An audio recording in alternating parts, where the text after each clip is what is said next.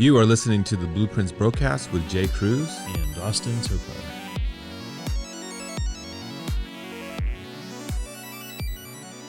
So we're all pretty old now, kind of. Like I just turned 30, and you guys are somewhere older than that. But you know, as I'm still growing up, I'm still younger, brother. So I'm seeing things after you guys see them already, on certain perspectives. And a lot of my perspectives have changed over the years, getting older and doing more things, seeing more things, meeting different people. What's something that you guys have like thought when you were younger and then completely flipped the switch on it, like a whole 180 degree, once you like went through a different scenario in life or met different people? What is something that's completely switched for you? I guess when I first started out, after high school, I didn't really have any money, and so like, oh, everything's really hard to do. I can't really do anything. And eventually, over time, it's just as long as you don't have kids and stuff, it's just gotten easier and easier financially for me. Wow, shot fired. Yeah. But how do you know? How do you know if you didn't have kids, you would have made more money? So wait, you purposely I don't know. hold on. You've planned to not have kids and all that stuff? No, I wasn't planning. Okay. I just was because the way you said it was like, hey, like I've learned that like not having kids has made life easier or something like that. You said. Well, I'm thinking like if I had this job at the post office, if I kept the same, work timeline, I guess, I would be like, and then I had kids in there, I'd be like, I wouldn't be here. I'd be working another job, definitely. Yeah. So, Yeah. Where do you think you would be working? I'd probably be working like at NPC or something, being a janitor, because What? because when you retire, you get that the California State Retirement Fund. Then I'll get the federal fund from working at the post office. that's what. He's Oh, okay. You're saying He's you do working post the office system. and that. And he would do police work on Okay. the side, so he gets that pension. Okay, I thought you meant. Yeah. I thought you meant quit the post office No, and just do NPC. Okay. Because they have I a was night custodian. I was looking at it. I was like, oh, maybe I should do that because I've been pretty bored. I haven't really been doing anything. So it's Yeah, like, you don't work out at night anymore. true. But yeah, I realized the older I've gotten, the easier it's become financially for me. Imagine this, you guys, because what he just said. So imagine at 23, where you guys were at 23, you had one kid, okay? 24, you now have two kids. Okay, now you're 27, and you just doubled it, and you have four kids now. Think about that. You guys, where you guys were at in life, and you had that scenario in your life. That was me. Yeah. So I don't know how you did it. at that age is when I had those kids. So it definitely makes a different perspective on, dude, like what the heck? Like, man, my life would have been really hard with all them kids. But I don't know. For me, I always wanted kids, but it was never hard because you go with it. Like it's life. So like you can't say, oh, if I didn't have this kid, it would make it easier. Well, that thought doesn't even come to your mind because you have the kid. So you have to figure it out. Like what you just said, you're probably working another job. I had to, just had to figure things out. I had the kids. So That's not necessarily true, what's that? because then you have people that just leave their kids. Yeah, but those are deadbeats, bro. That's different. That's not, We're talking about reality. No, but I'm just that is reality though. But those guys don't live in The reality. thing is, that you made the moral choice. But that's not the solution though. Yeah. The solution isn't just like, man, that just makes the world a worse place. So you have to make a decision, a good decision that adds to the world, not takes from it and makes it worse. I mean, most kids that are criminals don't have a father. So like that's just the way it works. 20 times more likely to be a criminal if you don't have a dad. Yeah. So That shows these statistics. that wasn't an option. That's a real Totally statistic. random, dude. That's what. Why do you know that? Allow me to explain. No, it's just there is definitely a stat and it's pretty high for. No, that's the actual. No, fatherless I just told you the stat. That's the actual stat. Okay, well, whatever it is, sure. I mean, that's great. 5 times less likely to go to college too. There. Yeah, where do you know this? He just did his Because dissertation. Larry Elder did a whole entire thing about fatherlessness in America. That was one of our biggest I problems. know. Watch the video. Well, yeah, there's a lot, but at any rate, whatever the percentage is, it's high. So, anyways, continue. I'm sorry. What else? That was the end of my statements. He's like, I don't have a, I don't have a there's dog. There's I gotta don't be have more to that. kids. There's There's probably nothing something you else. thought along the way. You're like, you know what? I probably wouldn't do this or something. Yeah, like what you thought life would be, and it's just not, or it's changed. What I thought my life would be Yeah, by now? just yeah. Thought I'd be in a house. I thought I'd be married. Thought I'd have kids.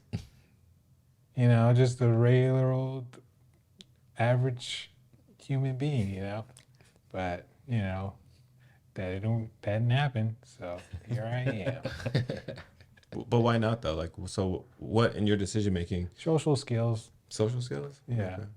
Not good with the ladies. I don't got the riz. Sorry.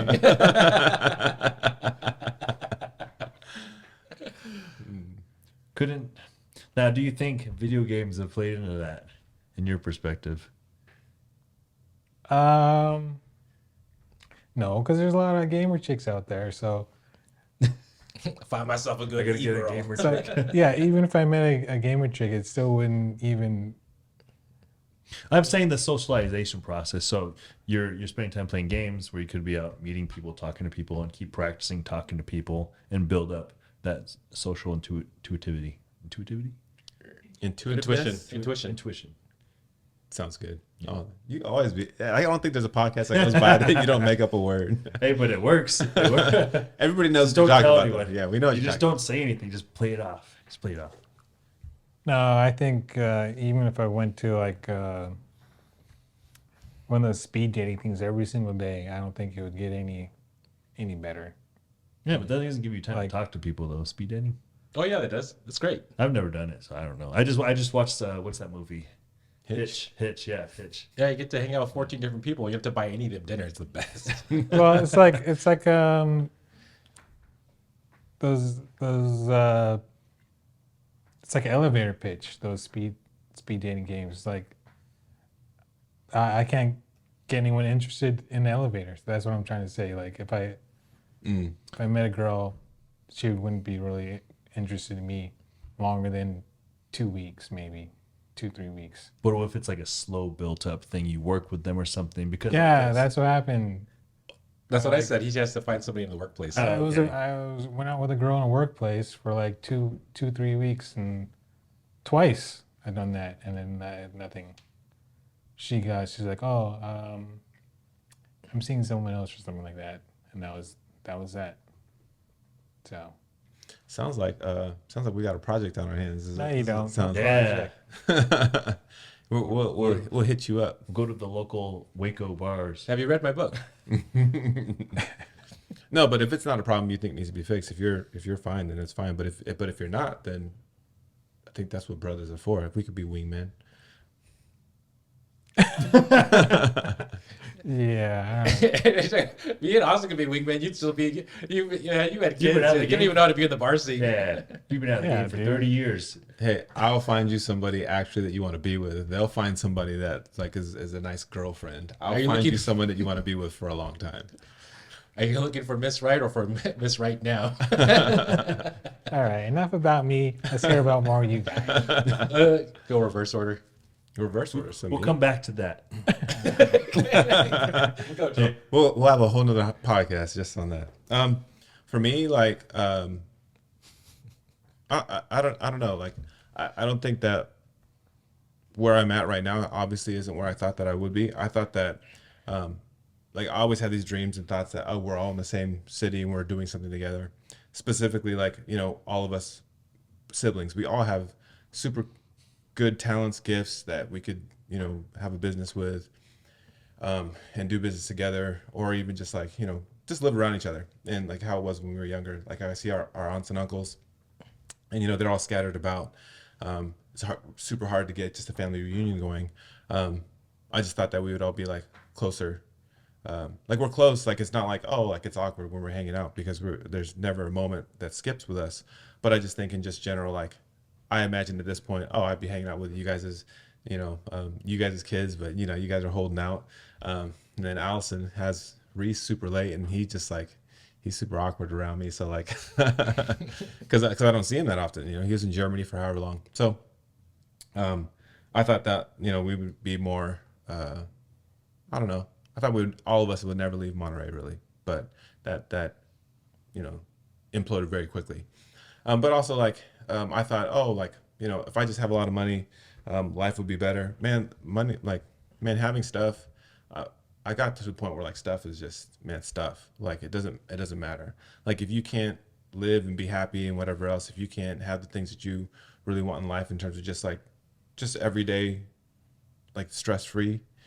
This world is so like poopy, and like I'm just gonna use that word because that's the word I'm gonna use. The word of the day, I guess. Just in no amount of money. Like if you had it all, then what? So Then you get more. yeah, it's just not like chasing things that are material and things like that. It only lasts so long, and having everything you've ever wanted, it gets old. Not that I don't appreciate it, but it's not everything. I think everything is being secure with less, to be honest. So I think that's it for me. And then also just like finding people or friends that like have the same interests as you and like everything that you like, and that you can hang out with them at any point. Building like friends at my age, like I thought I'd have some high school friends that I had all the time. Dude, like I don't talk to like not one person in high school. Yeah, we have a lot of Facebook friends, but I don't talk to not one of them. And I think you guys in general is that like, oh yeah, just come over whenever. Like you don't even need to call, show up, knock on the door. I don't even care. I thought I'd have like the show friends, like people that would come over and just whatever. No, I don't think that happens at my age. I probably don't want that to happen. Yeah, Those no, friends guys are in their 20s, man. Yeah. no, are they? Yeah. Well, on They the just look show. old, right? That show ran for 12 years, so Yeah. think about it. So they at least were hit friend by 40. Mid-30s. So you're more than 40 anyway. Yeah, I'm more than 40. Well, you're about to be 40. Don't even say that. Like, oh. I'm a vampire. But anyways, and I think that the only way that happens is, through family. So I think that's just it. I just think, childhood is a whole different era, and you think that you're going to be a kid forever, and then all of a sudden you're growing up with 4 kids, and having to pay for stuff, and life gets old, bro. And I'm only 43, so man, yeah, I can't imagine living to 80. What am I going to do for the next 37 years? It's like Work I don't know. out. New hobbies. Man, like a new hobby just doesn't feel like it's the thing. Traveling. Traveling for sure. Like traveling, yes. Like seeing things, I can see that, but I got to pay bills and take care of stuff. So that's not happening at this point in life. So yeah, but yeah, I don't know. On this earth, there's not very much to like achieve. I feel like I don't know. I've done it all. No, not that I haven't done it all, but I can see now when people are like, Tom Brady, and you won a million different or 7 different Super Bowls, and you've achieved the highest of whatever it is that you. You can can't do. tell Are you Tom equating yourself Brady to right Tom now. No. I'm saying I can see how him at that level, he's like, oh, there's got to be more. Okay, you got a perception of it. Yeah, you there's got to be more because you're always going to want more. So now I'm at the point where like I'm always going to want more. It doesn't matter what it is. So I can't do that anymore because eventually, no matter how high you get, you're going to still want. So like I'm just learning. I think at this point in my life, I thought that I would never be content, and I'm kind of like I'm good. Like I'm good. I don't need more, and I can actually do with less. I'm okay with that. So That's why Buddha says to not have any attachments. Jesus says that also. What's up, David Thoreau? Simplify. I said Buddha first. Hey, when you think of no attachments, what do you think of first? I think of Buddha real quick. Like those guys said. Oh, I think of it says, "Don't store up your treasures on earth, where moth and rust destroy, but Well, that store your comes to treasures mind, up in too. heaven." That comes to mind too. But I also think of an Asian guy. Well, that's a given, but aside from that, Yeah, that's what I think. So I think for myself, a few things. It's really sad when you grow up and you think about your childhood. And I think every adult feels this way. They think about their generation when they were a kid. I sent you guys those videos with the sad music in the background Yeah. of all the 90s things. You know, the erasers with the pencil holes in them. Man, those you are would stab in it. Those can make you so sad Yeah. watching them. You're thinking about all the nostalgia factors. You're like, dang, I really miss those times, even though those times seemed like they sucked. But really, you were absolutely doing nothing during that time. You're in elementary school learning how to do 5 + 5. Like, what? That's dumb. That's the best time of life, man. Yeah, you don't realize, like, shoot, this is like a really good time of my life, and you didn't really get to enjoy it because you don't even remember it. Hardly. Yeah, but see, even with that perspective, so we're in that right now, though. I guarantee you, 30 years from now. Let me finish. And Okay, go ahead. Go ahead. Go ahead. 30 years from now, you're going to say right now, oh man, that was the best time of my life because it was really easy. Man, life, like, again, like, I thought life would get easier as you get older because, I got money to do things, like you're saying. I got money to do things. But even if you have money to do things, like, man, the government and people will just want your money. So Government. The car jobs. Yeah, I think it gets easier as you get older. Like, okay, I got to be in the moment. I have to know, like, I'm going to appreciate this time for what it is. Whether it sucks or whether it's really good, you will know, like, hey, I have to be in this moment so I can feel it. The next part is there's a huge discrepancy for when you meet people. Like, vibes are a really big play in as you get older, at least for me. I feel people's energy pretty well. I'm just like, I know immediately, I'm like, I'm not going to get along with this person. After the first sentence, second sentence, I start feeling, I'm like, I know we're just not going to get along. So I don't even pursue it. Try to be, it'd be cordial, but I don't pursue like, hey, like, let me fake hang out with you or something just to be nice. You know what I mean? Like, you go through life, you're like, I feel bad. I should probably hang out with this person because blah, blah, blah. But then you realize, like, that's my time. And I only have so much energy and time to give. Why am I going to give it feeling bad for somebody when I should just be spending it doing my own things? So I don't do that anymore. I used to do that because I felt bad. And then I realized feeling bad is, you might feel bad, but you shouldn't, pursue that direction, whatever it is. Like, I don't like to waste time on certain things anymore. I like to take the chance on people, but personally. I don't. Yeah, I get what you're saying. Like, I understand that because I've had some people that, like, I pursue, and, like, because I feel like I'm helping them, and then they just, like, You can save your complex. no. So where like, I can save him. nah, where they have, like, they don't have friends, right? So you're like, oh, well, I'll be your friend, and then there's like, I don't know about you. I don't It's want to getting be your bad, friend. man. I don't know this direction. This guy's getting a You're little too loser. possessive. Hey, I'm cool. I can be your friend. You guys probably have not been in that situation, but I've been in a lot of circles where there's a crowded room and there's that one guy off in the corner that nobody's hanging out with, and you're just like, well, let me just go say hi and see what's up. Oh, Okay, that's a little different. That's That's a little different. totally different than what you were portraying. That's different. No, you have to give context. I'm saying, like, I went off in a direction like Yeah, no, that's what I'm talking about. I'll give an example. Like, there's this dude in the bodybuilding world that wants to be my friend, like, wants to hang out, wants to be part of the group. But, like, from the first time I talked to him, like, you're just, we don't mesh. Like, I just tell, like, we don't mesh from that conversation, from the energy I get from, like, this wouldn't, end up going well. Just because, like, you've talked to so many people, you've hung out with so many people, you finally understand, like, hey, this is my cutoff line for what may be good and what might be just really bad.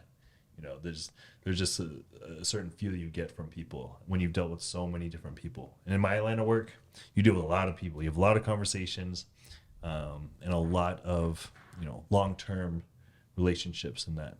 So I think for me that's kind of like, not skewed, but changed my perspective on, like, who I should give my time and energy to talk to, and who I should just, like, like, be nice but push them off to the corner. I'm in the middle of you guys because I'll reach out to people, but at the same time though I have no problem with, like, discarding people. I'm like, nah, this isn't a good idea. Like, You just use people. what? I mean, yeah, but I use them with that'll help. It's a mutually beneficial. When I see that smile on their face, I'm like, thank you for helping my life. No, but it's more of a thing where I will go along with somebody for like a week, 2 weeks, and then if I see a repetition and a pattern that's going to annoy me over a longer period of time, or I'm like, oh, this is why you're at where you're at in your life, then I'm like, nah, like I don't need to be communicating with you after that. And then I'm really good with like just telling them like, no, just because I like to be on an upward positive spiral. And so here's a couple of things that, you know, I just have a hard time with. And they're like, okay, that's fine. I've done that with people who work with me in my company. And I mean, like there was somebody who worked with me who was always saying like, this is why I don't know how to do this, or this is why I don't have to do that. And like, you're working with me, I can teach you everything you need to know. And so it's more of a conversation of like, it should have been a conversation of like, hey, like this is what I want to do versus like what I can't do. And as soon as I hear people saying that to me too much, like in any kind of aspect of life, it's like finances or relationships, or even as simple as like keeping your house clean, then I'm like, nah, because you're having a loser mentality, and I can't be around that too much, because if they're too far gone, then they're, you know, I mean, someone's always pulling somebody, right, in a friendship. And if I'm like, oh, I don't think I can win you to my side, then that's when I discard people, because I'm like, no, because I'm not gonna have that battle. Like, you're out of here. I feel like that's fair. So what if it's something to the effect where they like who they are as a person? They're like, you know, I don't really want to do it because, you know, that's just not what I want to do. Whereas what you're describes someone that sounds like a complainer. Okay, so if they like where they are, right, and they're trying to grow into a specific place or like achieve something, and if who they are is impeding their actual goals, which means there's like a disconnect between what they actually believe about themselves and what they can achieve, I'll directly just tell them like, hey, you know, have you ever thought of this? And if they take it and they're actually chewing on it a little bit mentally, and they're like, oh, okay, and they're open to being like, maybe I'm wrong, but at least they're giving the thought, they're actually putting a thought process through like, why would he be right, or why would he be wrong, versus being like, oh no, that makes me think too much, I can't hear that, and then they like get defensive, right? Or they try to steer the conversation away really fast, or they say, well, that's hard because when I was young, my dad, and it's like, nah, like they just save the conversation. Like I'm good on it. So I mean, that's my approach to that. It's like, what's your goal? What's your goal, and what is your ecosystem in your life like right now? And is anything you're doing impeding to that goal? And if it is, I'm going to point it out to you. And if you're like, no, that's not true, and you're not thinking about it, then it's like, I'm out. So here's the thing about what both of you guys are saying. You guys grew up in a great household. So you guys have a lot of reassurance. You guys have a lot of support that has created you to be guys pretty good human beings, right? I approach people in a sense that I know that they probably didn't have that. The odds are they had either parents that neglected them, they might not have had a parent around, or they just, you know, grew up a bad upbringing. That we're when you want to talk about privilege, we definitely had privilege. 100%. We are privileged in that we had an amazing household. Yes, it wasn't perfect. We had absolutely nothing, but we had parents that loved us and worked their butts off to take care of us. So like, man, we've had so much confidence and reassurance, and like just, you know, pushing forward to be, you know, a good person, that I want to give people the benefit of the doubt. I hear what you guys are saying, but I'm just like, well, hey, I know you probably didn't have that. So let me just get to the bottom of why like you're dealing with that. Not that I have to be the person to like fix you or the person anything, but like, let me just at least understand you. Let's have a dialogue. And then like, yes, I don't think everybody should be friends with everybody. Like you should live at peace with all men as long as it's up to you. But you don't necessarily have to be friends with everybody, but I think you should have like a common, like at least get to the point of understanding them. And then, yeah, you don't have to have them in your life, but like, oh, I understand. Like you had a very difficult upbringing. Maybe you need some like counseling or therapy or whatever. But like I personally, I can't weather that friendship or that relationship, or it just is too abrasive for me. Like I get that. So I do it by Sounds like my method's a little bit quicker. I hear you, but man, some people don't have somebody that's willing to invest in them, like at all. Like I know the person you're talking about, he probably has, you know, he has a network of people. That's not an issue. But a lot of people that I come in contact with, man, they struggle because they have nobody to support them. Like whether it be family, friends, they don't have anybody. I come across those people tons. So, you know, I just like to dialogue with people and just understand them. But I grant leniency by age though, because if it's somebody that's say past 35, my tolerance is a whole lot shorter. If it's somebody younger than that, then I'm more likely to like work with them more because their brain synapses aren't completely set, right? Because if you're in your 30s and you're struggling, there's still hope. If you're in your 40s and you're struggling, you're in a rough spot. If you're in your 50s and struggling, like, good luck getting better. So if someone's in their late 20s, early 20s, like usually people I work with or will meet like that to 30s, like I'm cool working with them for a certain period of time as friends, but then you kind of just see how far gone they are down a specific path. I get that. But I mean, that's why it's also probably really hard for you to make friends, because the people that are your age, they're already pretty set, right? I'm saying it's hard for you to make friends. I hear what you're saying. Okay. Because you can more instantly tell because they're already set on a good path, or you can already see they're falling off the wayside, and you would probably never meet them in the first place. Well, see, I live a whole different life than you three. Okay, in the sense that if I have a friend, I have to schedule. You're a dad. Yeah, I have to schedule around kids. I have to schedule around sports. I have to schedule around school. Most of the time, the person that I would be friends with also has kids, and so like getting together and becoming friends and like creating that relationship, that makes it more impossible. Not impossible, but more difficult.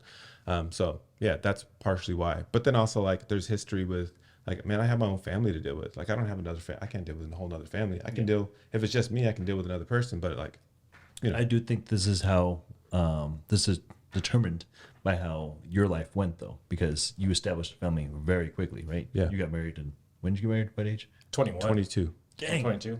Young. Yeah. So 22, you established like, hey, I'm starting a family. Pretty much at that point, you're starting a family. Whereas for me, Ruben, and Ryan, you have more opportunities and more different friend groups to go through.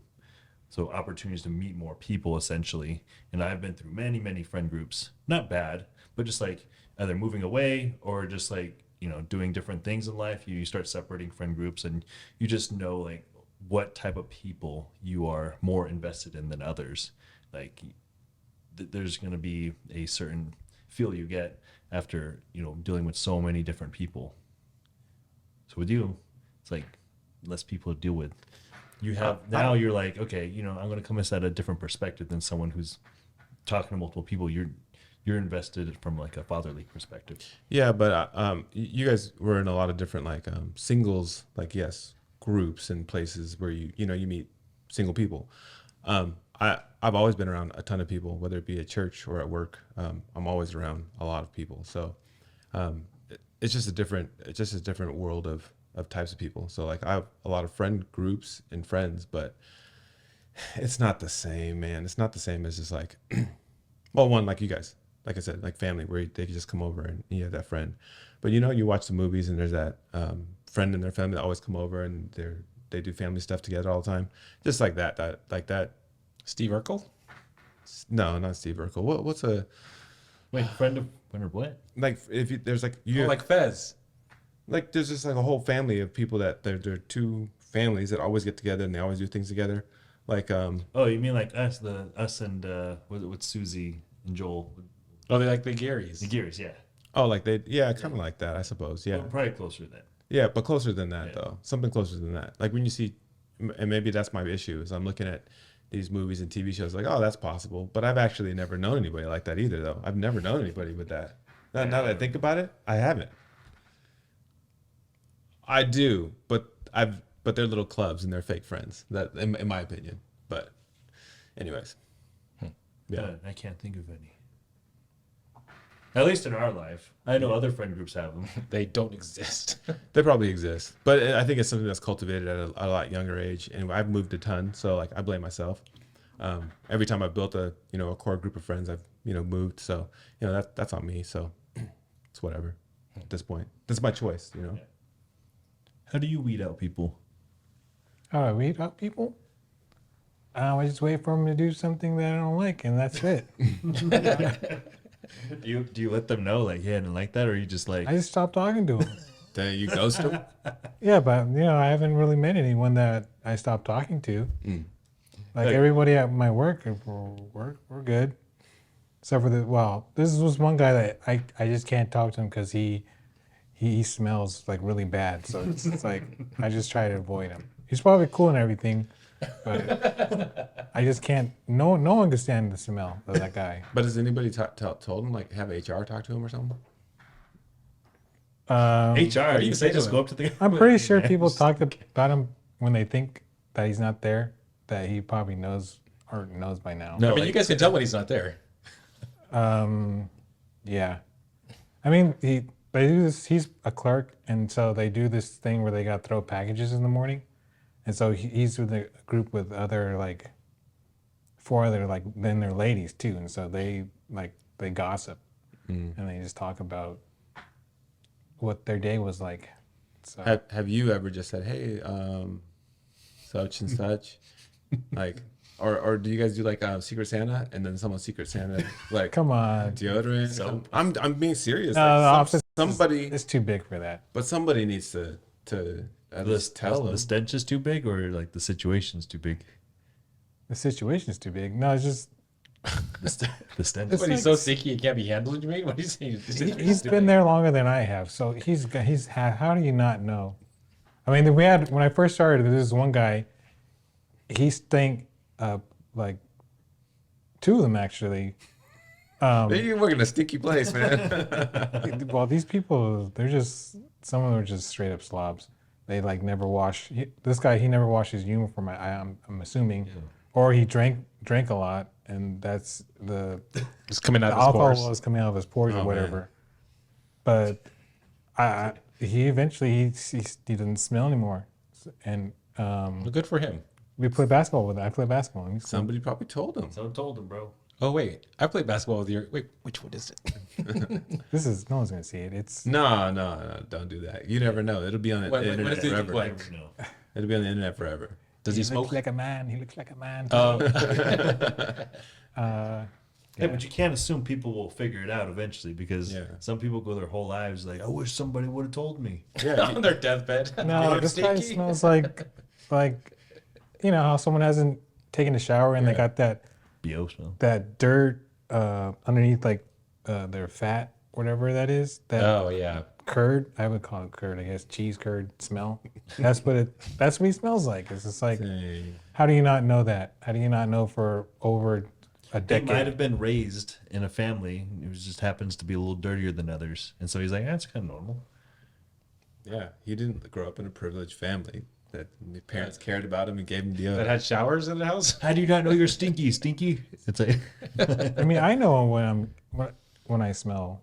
I yeah, can 'cause you smell have brothers myself. that tell you. No, Yeah, no one he's stinky. tells me that. Well, when you guys were 12, 13, when you first started going through puberty, could you really smell yourself, or does someone tell you first? I could smell myself. Well, you went through puberty first, and you were stinky, so that's how I was always really wary of myself. Somebody had to tell me. I didn't know. Corbin, he does the same thing. Someone has to tell him. But Ryan doesn't really have BO, and I don't really have BO.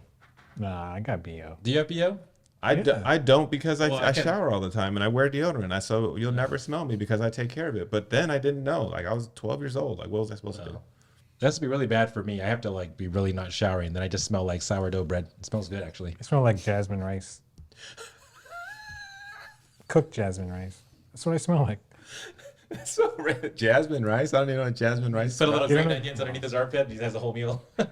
We have to go cook a bowl when you get back. I suppose I got to figure out what that smells like. Jasmine rice. What in the world? I'm trying to think of the smell. Yeah, yeast. I know what dry jasmine rice smells like, but cooked, I can't remember. Yeah, when For some someone reason, says saluting. Well, they cook it at my old job all the time, so I know exactly what it smells like. Things that I think that would be different right now, for me, is I thought I'd be married.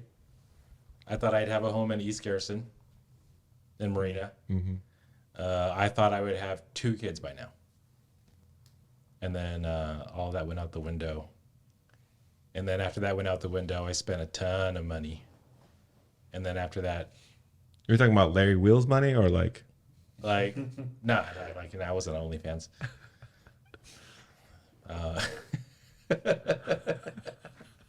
Yeah, and I was just like, I spent more money than I should have, but I still had money saved up, so that's why I was able to buy a lot of like cryptocurrency and stuff.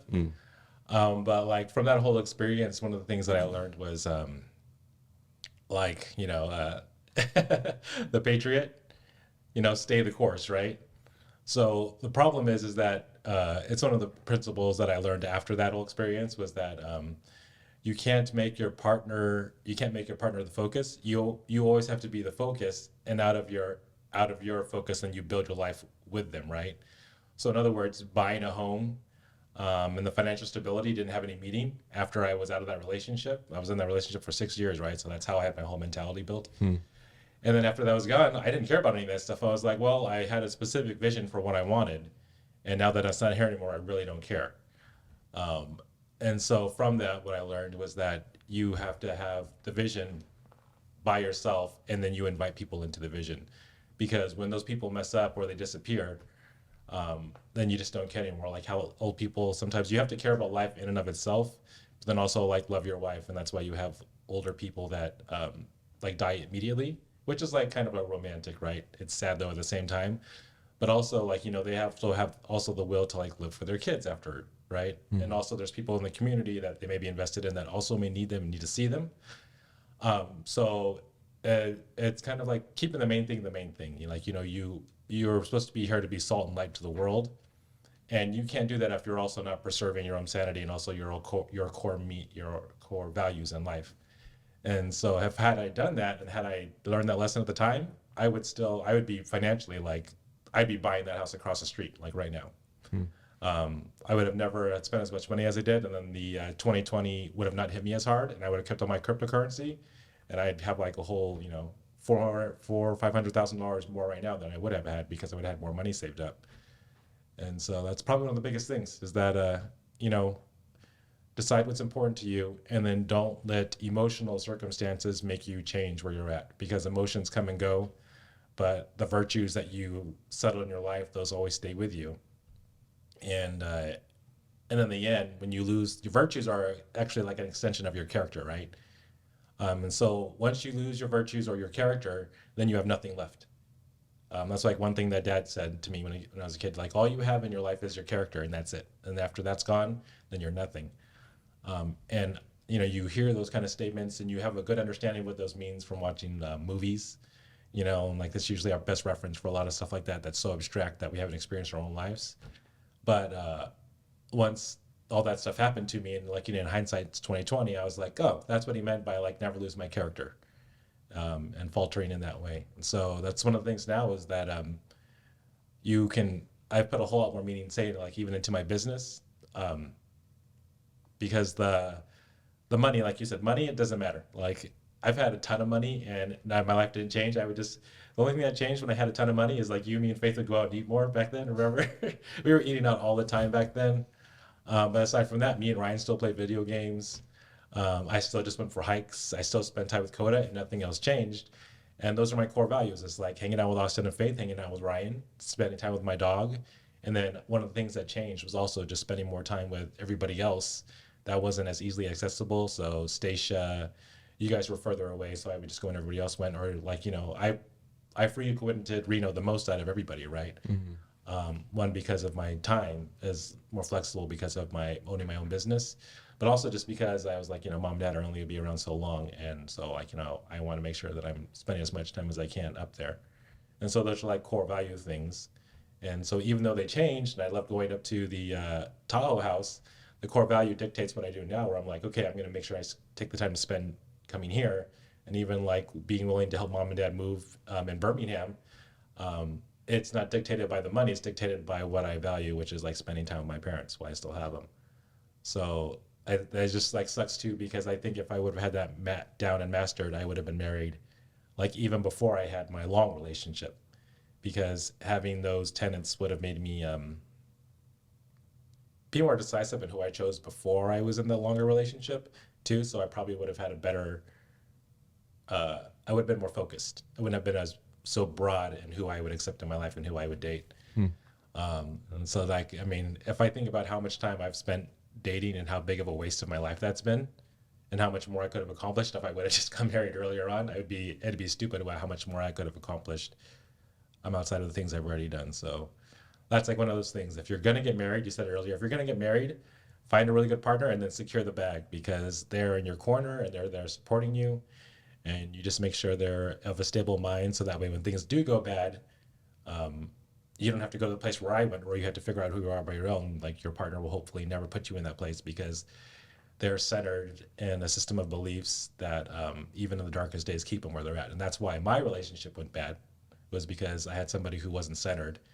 And then when they got pushed from their family and things started going wrong, they just went off the deep end and then left me alone. And so yeah, it's kind of like just know your core values. And some of, I mean, there's things I'm so screwed up on still right now, and things I need to work on and fix. But at least now I'm in a place where I can. I don't want to say accuse myself because like you're not supposed to use like be an accuser, but enough to hold myself to Take responsibility. a responsibility where when I do something bad or when I get in trouble for something, I never deny anything now. If I like do something bad and someone tells me to my face, I'm like, yep. And I to admit that this is something that I'm working on. And I know my issues are. And at least I'm holding myself to a standard, even if I don't always complete it. So I can at least look at myself in the mirror and know how I feel about myself versus when you look at yourself in the mirror and then you're like, well, I don't really believe in anything that I say that I believe in, so nothing I do matters. Versus doing something wrong when you know what you believe in, you're like, crap, man, like you're not living up to the standard today. And even if you're feeling bad about yourself, it's a better place to be than feeling ambivalent about everything you're doing, So what is that one thing that you wake up and you're just like, dang, I'm not doing this? What is that thing? The biggest, I don't know how to get into it. That would be, it's like, it's hard for me to be, it's hard for me to feel committed in a relationship because of the fact that I have a freak out factor when things get very, very real. And so it makes me like have really weird extemporaneous behavior where I don't even agree with what I'm doing because I know what it's like to go in the dark place after Marianne because I was like super depressed for 2 years and like nobody knew that. But like I have a nervous reaction to situations where things are too serious or too real because then I feel very safe and settled. And being pulled out of that place of being safe and settled just has been, it's one of the hardest times of my life. And it makes me have a ton of other behavior that I don't like and also just makes me be like, why are you just wasting your life? And so it's hard for me. It's hard.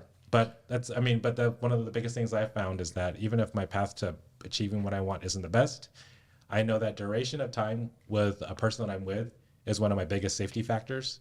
Because like I said, the same thing I use my standard for like judging people that I'm around, like what repetitive behavior happens over time, even despite what I'm doing, even if I'm being a crappy person, that they're still consistent on whatever they're doing. And I'm like, eventually like the part of me that's more virtuous gives way to that because I'm like, okay, this is a safe place of safety all the time. Yeah. So like, I always like whoever I get married to, at the end of the day, I know will always be a better person than me. I can say that for sure. Well, it's only because you know yourself. You don't know them 100%. Because you know yourself, you know everything that you think, and I don't want to be in anybody else's mind because I know my own, and I can't govern, all the things that I think and all that. And I would hate for anybody to know what's actually in my brain versus what I actually do and say, because they're two whole different things. And I battle that, like exactly what you're saying. Like I have things in my life where I'm just like, this is holding me back. But like everybody that I've known, that's like, hey, the thing that I'm most scared of, I did, and now all these elements that were scary to me, I don't have to deal with those anymore because I just stepped out of fear, like stepped away from it and just went in. And I think for love specifically, you have to risk being hurt. That's just the way that it works. Yeah. Because if you don't risk, if there's no Geronimo, then it's not real. So that was a conspiracy theory reference for anybody that doesn't know. Yeah. But go ahead. I was gonna say like, and for me, the other, like, kind of back to your dream about us all spending time together as a family. Like, I mean, you guys find great partners, like Julie, Kevin, and Faith. Like, they're all people that we love to spend time with and love to hang around. Like, they're all just genuinely good people, hard workers, and they have senses of humor. And then so for me, like, it's like, it's harder. Ryan has a harder time meeting people, right? So, but for me, I feel like I just squander people a lot. And as our family as a general, it's like almost for me, I want to collect all the infinity stones. I want to bring somebody else in our family that's also just fun to be with. So it's like, when we're all in a big group and we're all having fun, it's like one of the best parts of our lives, like hands down, one of the funnest things.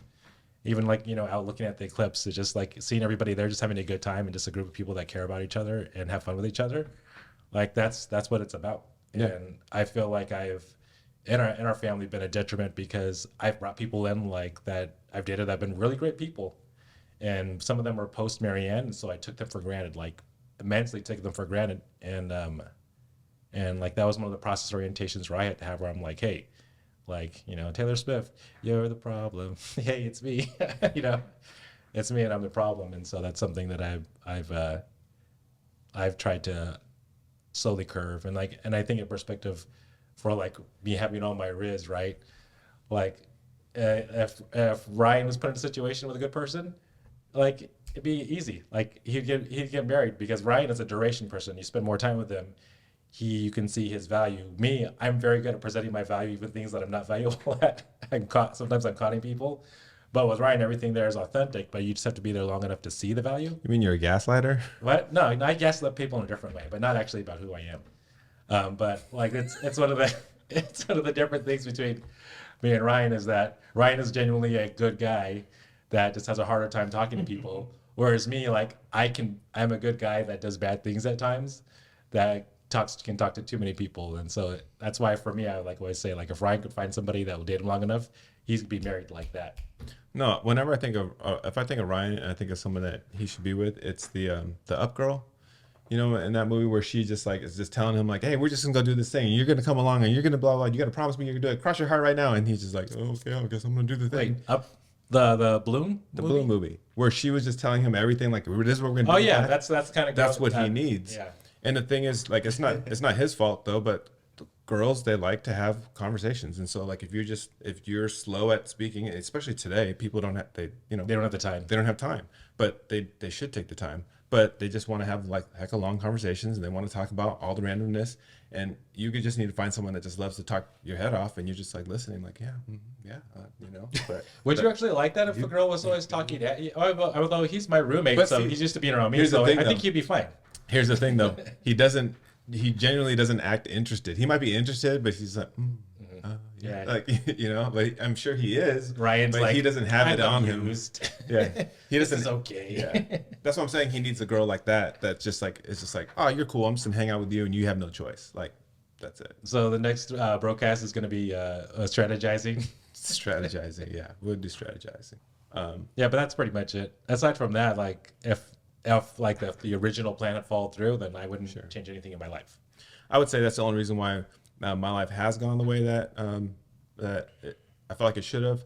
In that, like what you said, like my main thing was my main thing. Hey, whatever I do, it doesn't matter what it is. I'm going to glorify God in everything that I do. And wherever the chips land, that's where they land. And like I didn't have any, like there was no like, hey, it has to be this house, it has to be this job, it has to be this person. I didn't have anything in place other than let me just follow God. Like that was it. And I'm not doing a very good job of that right now. Like I am, but like there's stuff I need to be doing that I'm not doing. I probably say that every fourth podcast. No, I think, as you grow up, you definitely just see things totally differently than you would have, right? So for dating, I think that was the biggest crux of our episode there. Or not crux, sorry. That's the wrong word.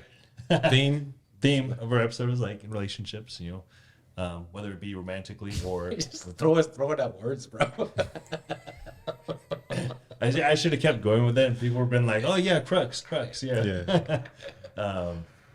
Romantically or just like, interpersonally, professional relationships, you figure it out along the way. You figure out what you like. Some people like to be more involved than others, and it's whatever way you want to do it.